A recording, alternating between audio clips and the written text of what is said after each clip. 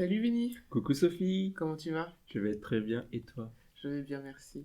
Bon, la question du jour est, peut-on séduire en tant que chrétien? Hmm,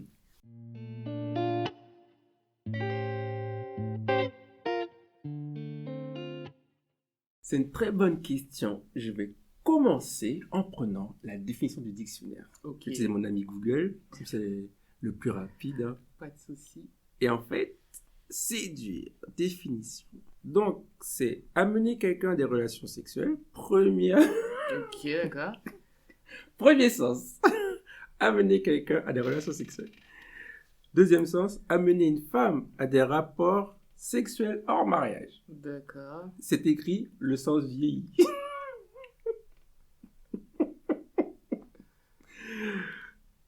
Deuxième signification, susciter l'admiration, l'estime de quelqu'un.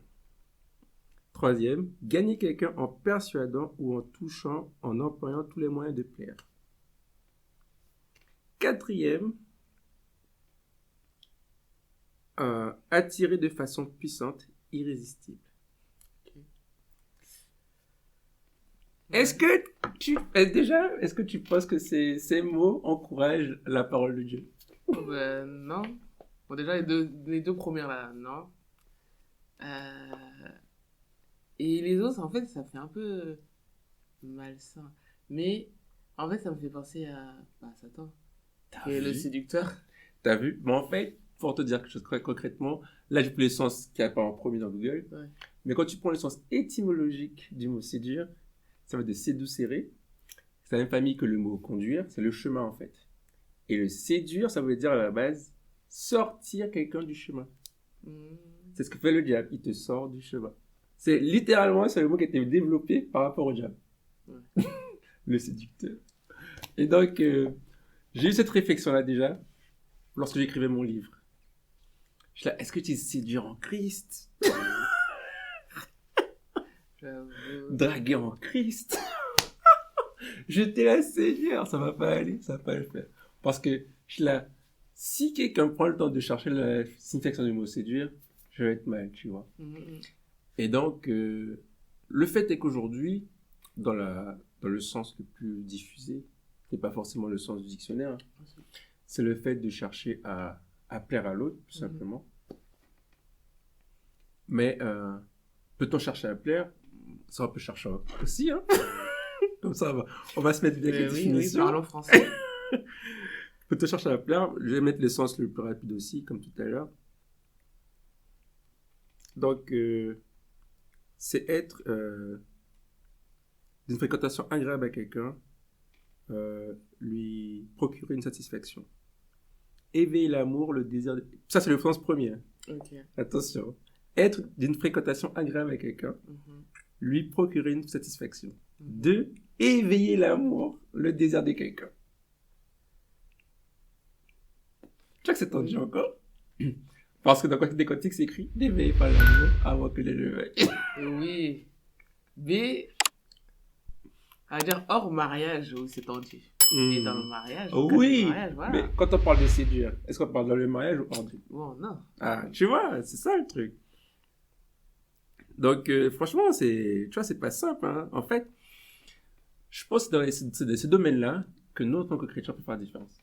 Mhm. C'est dans des choses où c'est légitime en tant qu'être humain de le vivre, mais comment on le vit d'une manière qui honore Dieu, en fait. Tu vois? Et donc, quand tu as eu ma réflexion pour le titre du livre, je l'ai purée, quel mot je peux utiliser pour pouvoir faire passer mon message, tout en restant dans le domaine de la relation, en fait. Mhm. Et donc, moi, ce que j'ai trouvé, c'est courtiser, parce que à cause du terme de faire la cour, tu vois. Et c'est écrit quand même chercher à plaire. Faire la cour à quelqu'un, chercher à plaire. Flatter quelqu'un en vue d'obtenir une faveur. Tu vois. C'est déjà Un moins... peu plus soft que Voilà. les autres. Mais ça reste quand même de la même idée. Mais c'est vraiment qu'au niveau de l'étymologie est totalement différente que séduire, tu vois. Et donc, et c'est pour ça qu'à un moment, je pensais à la séduction chrétienne, tu vois. Et j'étais là, est-ce que ça peut le faire? J'étais là, non, ça peut pas. Donc, après toute cette histoire de vocabulaire, de définition, je me suis dit, bon, restons posés et tout. Le fait est que, même si le mot séduire a une mauvaise origine, aujourd'hui, c'est pas employé pour ça. Mhm. J'ai conscience de ça, mais je suis resté, j'ai pas non plus encouragé parce que si quelqu'un prend le temps de faire les recherches de mot séduire par rapport au livre, je vais être mal. On va dire, ouais, il vous encourage à coucher en dehors du mariage. Ouais, il se dit à Christ, regardez ce qu'il vous dit de séduire Christ. Ouais. Il vous amène vers la perdition. Tu vois, je ne vais pas J'avoue. avoir ce genre de situation-là à gérer. Donc, j'ai vraiment pris un mot qui partage mon idée, mais en restant bibliquement acceptable. Tu vois. Parce que déjà que le concept même d'aller vers quelqu'un, c'est très délicat à aborder au niveau des églises, vu que pour beaucoup de personnes, c'est Dieu qui te dit vers qui tu dois aller. Tu vois. Mm. Donc, si en plus j'amenais du vocabulaire qui était tendancieux, tu vois, ça t'est Ouais, ça a été tendu. Hein. de ouf. Donc, tout ça pour dire, avec le vocabulaire, le mot séduire, non. Mais l'idée qu'il y a derrière, peut-on chercher à aborder quelqu'un? Aborder, j'aime bien le terme parce que c'est le terme de conquête, tu vois. En tant que gars, tu vois, ça nous parle. On aborde un territoire. On aborde un cœur, tu vois. Et le fait d'aborder, c'est vraiment quelque chose qui est devenu plus commun, aller vers quelqu'un, aborder quelqu'un, tu vois, pour discuter. Et donc, le terme que j'utilise beaucoup, c'est approche et abord. Aborder quelqu'un, approcher quelqu'un, courtiser quelqu'un. Et donc, oui, peut-on le faire? Oui. Mais est-ce qu'on a des manières de le faire? Oui. Parce que, comme je disais tout à l'heure, c'est que c'est une occasion pour nous, en tant qu'enfants de Dieu, de montrer comment on fait les choses différemment des personnes du monde. Tu vois. Et donc, par rapport à ça, avant de donner mon point de vue, est-ce que toi, tu as vu comment tu as fait avant et après Jésus?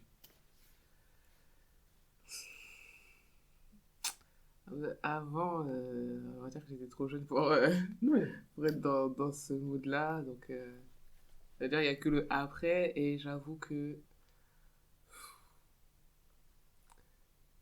Je sais pas, les histoires passées étaient un peu particulières. Donc, je pourrais pas te dire, oui, Mhm. j'ai fait ça, j'étais dans une démarche de séduction, je sais pas quoi. J'étais pas dans une démarche, quoi que ce soit. On va dire les choses tombaient sur moi là. Donc, du coup, je me laissais séduire en fait. Mhm. Je me laissais séduire, des fois pas par les bonnes personnes. Mais je pourrais pas te dire, ouais, qu'est-ce que j'ai fait, qu'est-ce que j'ai pas fait. Mhm. Et est-ce que tu en parles avec tes amis, par exemple? J'avoue que non. Maintenant, la seule discussion que j'ai eue d'ailleurs récemment, c'est que c'était plus sur par rapport à ce que tu as dit, où beaucoup de personnes pensent que Dieu va te dire, c'est lui, va. Euh, bah, on se disait justement, parce que c'était avec une amie aussi qui est célibataire, et on se disait, bah ouais, on va prier pour que Dieu nous montre, enfin, que Dieu nous donne la côte, entre guillemets. Mais en attendant, comme a dit ma pote, c'est prie et agis. C'est pas le ciel va s'ouvrir, le gars va descendre comme ça, je suis pour toi. Non, faut que tu sois aussi dans une démarche. Maintenant, est-ce que tu dois être dans la séduction et dans quel type de séduction? Là, c'est autre chose. Ok. Moi, quand je parle des femmes, j'aime bien prendre l'exemple de Ruth. Ruth a travaillé dur. Elle a travaillé dur pour pouvoir se marier. Mais après, elle était accompagnée de Naomi. Mm. C'est Naomi qui lui dit que Boaz sera un bon mari pour elle. C'est pas elle qui dit à Boaz, Mhm. ah, ce gars-là. Non, c'est pas elle qui dit ça. Par contre, elle était déjà au travail, en fait. Tu vois. Et après, elle a continué et tout et tout. Et quand Naomi lui a dit tu passes à l'action, elle a quand même dit à Boaz, épouse-moi, tu vois. Mhm. Il n'y a pas beaucoup de jeunes femmes que je connais autour de moi qui seraient prêtes à dire ça, même si Dieu leur dit, J'avoue, vas-y, tu vois. c'est vrai. Après, ça dépend des traductions, mais en gros, elle dit, dans la traduction la plus commune de Louis II, elle dit tu as le droit de rachat. en gros, lui dit, tu as l'autorité pour prendre soin de moi. Et dans d'autres versions, ils disent, version courante, ils disent, épouse-moi, tu vois. Et donc, elle fait cette démarche auprès de Boaz, mais c'est Boaz, encore une fois, qui va officialiser les choses. C'est lui qui fait la démarche auprès du plus proche parent de Naomi, pour ensuite dire, ok, je prendrai soin de Ruth, tu vois. Mais en tout cas, Ruth, elle travaille pendant des mois et des mois et des mois, et pendant tous ces mois-là, en fait, elle travaille dans le champ de Boaz. Et donc, Boaz la voit travailler, il voit son caractère, il voit son physique, hein, une femme qui travaille dans les champs, ça se lève, ça descend, tu vois. Donc, il la voit, et déjà, il a repéré dès son premier jour. Donc, on peut dire ce qu'on veut, elle était visible. Donc, est-ce que moi, avec ce que je dis toujours aux filles, êtes-vous remarquable en fait? Est-ce que dans votre service, est-ce que dans votre boulot, est-ce que là où vous êtes remarquable? Mais pas remarquable en mode négatif, mais est-ce qu'il y a des choses bien qu'on va souligner chez vous en fait? Et ça, ben, on va pas le temps de le travailler. Il y a celles qui sont bien habillées, mais après, est-ce que ton caractère fait la différence, tu vois? Parce que Ruth, dans son caractère, elle est au service de Naomi. Elle a fait tout ce qu'elle a fait pour prendre soin de sa belle-maman, qui n'était pas sa belle-maman, entre guillemets. Et lorsqu'elle avait eu le choix de rester dans son pays et de venir avec elle, elle a décidé de s'accrocher à Naomi, de suivre son Dieu, tu vois. Donc, est-ce qu'on a ce caractère-là, en fait, d'obéissance à Dieu, de soumission, tu vois, ces caractères-là qui ne vont pas passer inaperçus au regard des frères, tu vois. Donc, la première question, c'est es-tu remarquable en fait? Parce que dans le fait de courtiser pour la femme, ça passe par les yeux chez l'homme. Et pour le fait de courtiser chez l'homme, ça passe par les oreilles chez la femme. Mais concrètement, ce que j'ai défini dernièrement, c'est pas encore dans le livre, mais je suis en train de réécrire le livre, c'est que il y a 3 voies pour pouvoir intéresser une femme. Il faut qu'elle puisse voir la sécurité physique, il faut qu'elle puisse percevoir la sécurité émotionnelle, il faut qu'elle puisse savoir la sécurité financière. Tu vois, moi je trouvais ça, c'est toujours la sécurité, t'as vu? Sécurité physique, émotionnelle et financière. Et le truc, c'est que est-ce qu'en tant que gars, je manifeste ces choses-là en fait? Est-ce que dans mon physique, je représente la sécurité? Comme toi, tu disais, c'est la carrière. Moi, je parle beaucoup avec les hommes, je dis, quand t'as pas la hauteur, il faut la largeur. Tu peux pas avoir ni l'un ni l'autre. C'est vrai que c'est compliqué. Tu te mets en difficulté. Dès qu'on te voit, tu te dis, bonjour, mon frère, oui, ok. Mais il va jamais. Non, on a besoin de lui donner des vitamines. Non, c'est vrai qu'il faut faire quelque chose. C'est vrai. Donc, ouais. Donc, à chaque fois, je choque les frères quand j'en dis ça, mais je dis, les gars. C'est réel. Voilà, c'est pas moi, c'est les filles qui vont vous dire, et qui ne vont pas vous regarder, en fait, tu vois. Elles vont pas vous voir. Ok. Et en fait, tout passe par ce mot, la sécurité. Et pour te dire, par rapport à, moi, je sais que j'apportais la sécurité physique, sécurité émotionnelle, la sécurité financière, j'ai pris des claques dans mon mariage, tu vois. Parce que, ok, j'ai du travail et tout, et ok, les comptes sont stables, mais est-ce que j'arrive à mettre de côté? Est-ce que je peux prévoir sur du long terme, tu vois? Ça, j'ai pris des claques et c'est maintenant que les choses s'améliorent. Mais c'était dur pour madame d'être dans ce contexte-là, tu vois. Et j'ai appris dans le mariage. Donc moi, j'ai dit ça aux gars, mais non, les gars, préparez-vous. Et encore une fois, sécurité. Et en fait, en tant que gars, quand on passe tout du point de vue de la sécurité, ben, c'est plus facile de comprendre les besoins d'une femme. Quand elle parle de l'attention, ben, on parle en termes de sécurité émotionnelle, tu vois.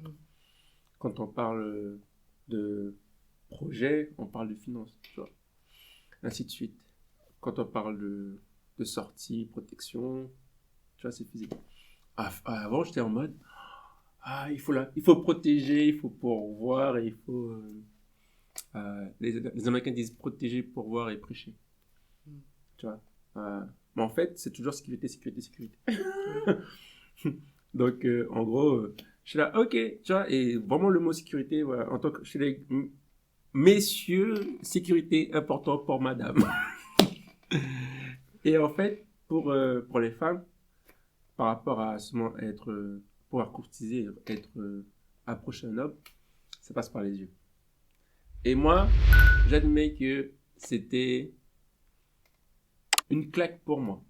Parce que j'ai compris à ce moment-là que je ne pensais pas comme la plupart des hommes.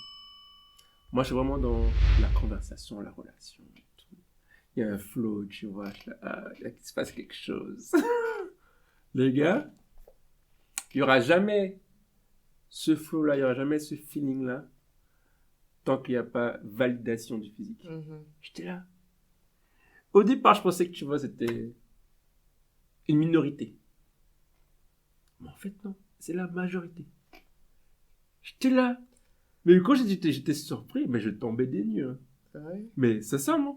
En gros, j'ai vécu 27 ans de ma vie, j'étais en mode... ah, moi, je suis un gars normal, je suis comme tous les autres gars. En fait... Ok. pas du tout, tu vois. Et en comprenant, je dis, bon, ok, c'est vraiment important, en fait. Donc, pour les dames, être remarquable, ça passe avant tout par la présentation, tu vois. Et ça, elles disent, ouais, mais c'est pas juste, nanani, nanana. Je dis, après, c'est vous augmentez vos chances ou pas. Il existera toujours ces 20% de gars qui sont ouverts à des physiques, à des présentations différentes. Mais est-ce que ces 20% de gars-là sont ceux qui vous intéressent? Oui. Tu vois? Ouais. Et c'est là que, à chaque fois, c'est toujours ça, cet équilibre, en fait, à trouver. C'est que les statistiques dans le monde, avec Tinder, démontrent de manière implacable. Quand je dis implacable, 80% des femmes discutent avec 20% des hommes sur la plateforme. Ok. 80%. Et donc, 80% des hommes de la plateforme discutent avec les 20% des femmes restantes. Ok. Tu vois le truc? C'est aussi... Et une autre statistique qui est sortie le mois dernier, je vais mettre le lien, c'est facile à trouver, c'est que depuis l'apparition de Tinder,